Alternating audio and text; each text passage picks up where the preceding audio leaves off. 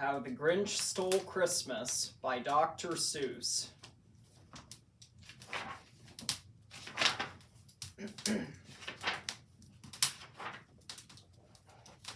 Every Who down in Whoville liked Christmas a lot, but the Grinch, who lived just north of Whoville, did not.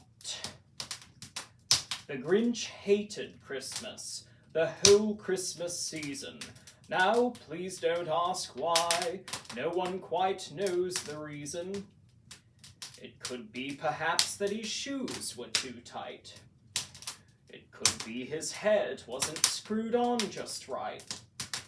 But I think that the most likely reason of all may have been that his heart was 2 sizes too small.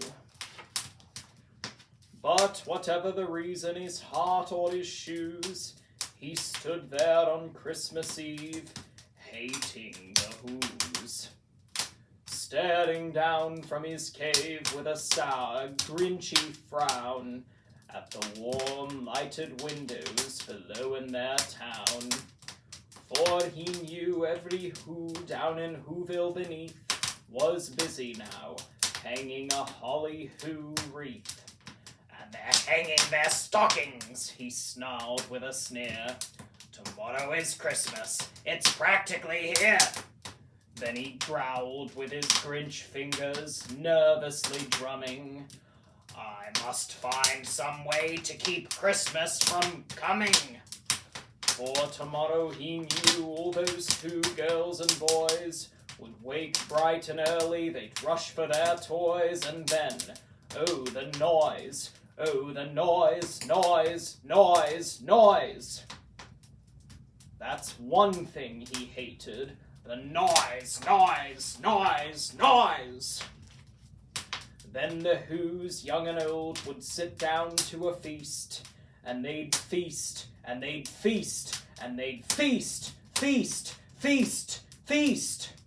They'd feast on Who pudding and rare Who roast beast.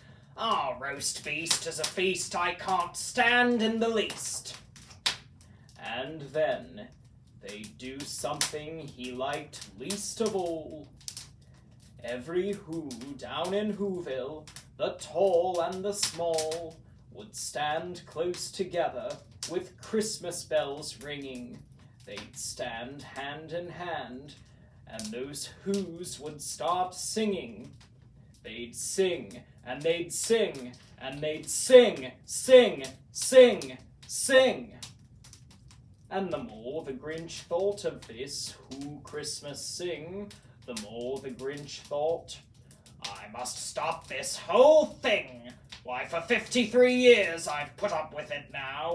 I must stop Christmas from coming. But how? Then he got an idea. An awful idea. The Grinch got a wonderful, awful idea. I know just what to do, the Grinch laughed in his throat. I'll make a quick Santa Claus hat and a coat. He chuckled and clucked. What a great Grinchy trick. With this coat and this hat, I'll look just like Saint Nick. All I need is a reindeer. The Grinch looked around, but since reindeer are scarce, there were none to be found. Did that stop the Grinch? Ha! The Grinch simply said, if I can't find a reindeer, I'll make one instead. So he took his dog Max, and he took some black thread, and he tied a big horn on top of his head. Then he loaded some bags and some old empty sacks on a ramshackle sleigh, and he whistled for Max. Then the Grinch said, get up!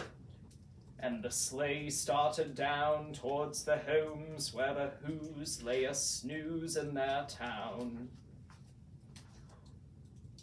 All their windows were dark, no one knew he was there. They were all dreaming sweet dreams without care, when he came to the first little house on the square. "This is stop number 1, the old Grinchy Claus hissed as he climbed to the roof, empty bags in his fist. Then he slid down the chimney, a rather tight pinch, but if Santa could do it, then so could the Grinch. He got stuck only once for a minute or two, then he stuck his head out of the fireplace flue, where the little Who stockings all hung in a row. "These stockings," he grinched, "are the first things to go." Then he slithered and slunk, with a smile most unpleasant, around the whole room, and he took every present.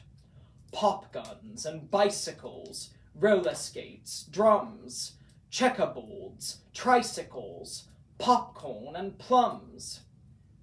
And he stuffed them in bags. Then the Grinch, very nimbly, stuffed all the bags, one by one, up the chimney.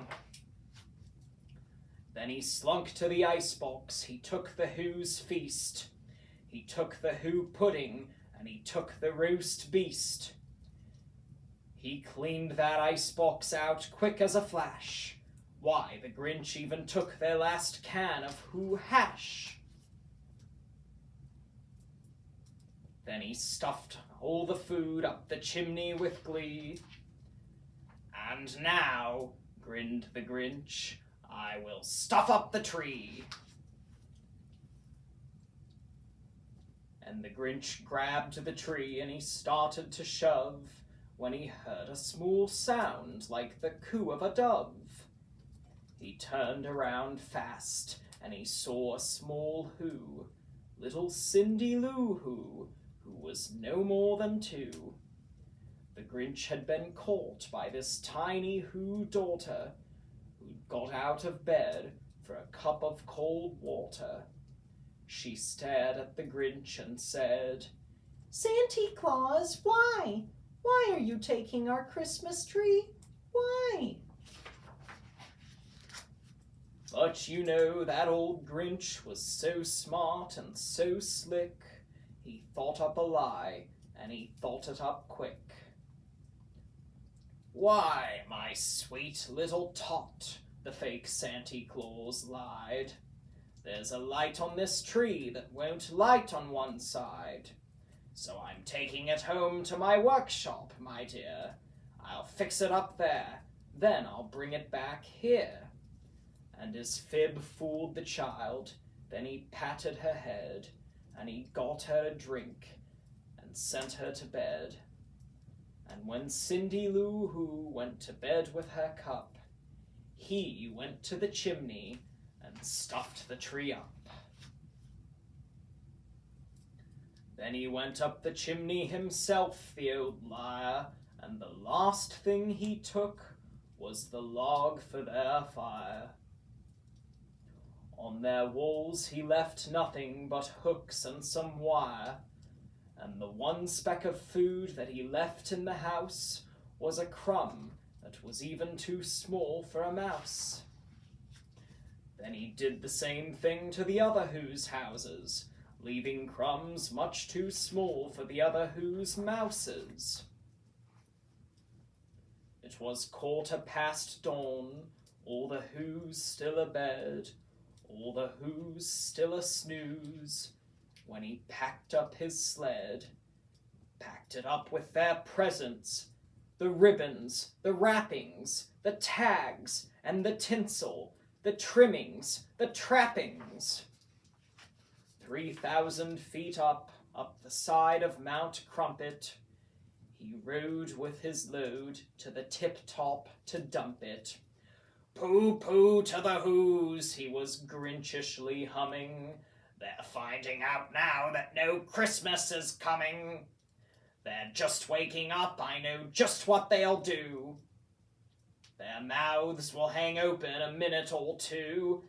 Then the Who's down in Whoville will all cry, 'Boo-hoo-hoo!'"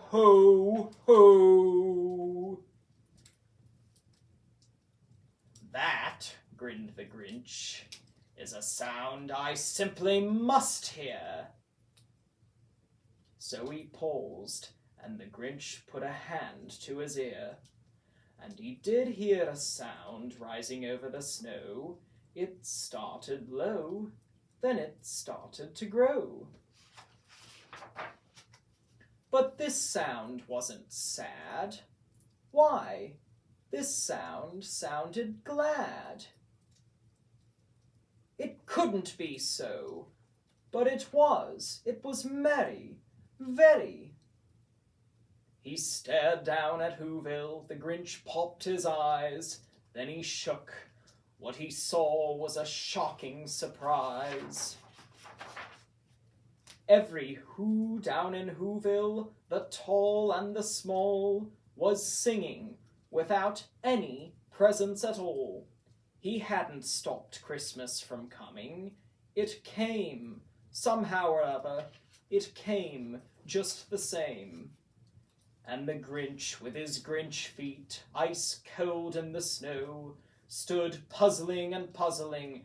How could it be so? It came without ribbons. It came without tags. It came without packages, boxes, or bags. And he puzzled 3 hours till his puzzler was sore. Then the Grinch thought of something he hadn't before. Maybe Christmas, he thought, doesn't come from a store. Maybe Christmas, perhaps, means a little bit more. And what happened then? Well, in Whoville they say that the Grinch's small heart grew 3 sizes that day. And the minute his heart didn't quite feel so tight, he whizzed with his load through the bright morning light. And he brought back the toys and the food for the feast. And he himself, the Grinch, carved the roast beast. Fahu fores, dahu dores, welcome Christmas, bring your cheer. Welcome all who's far and near. The end.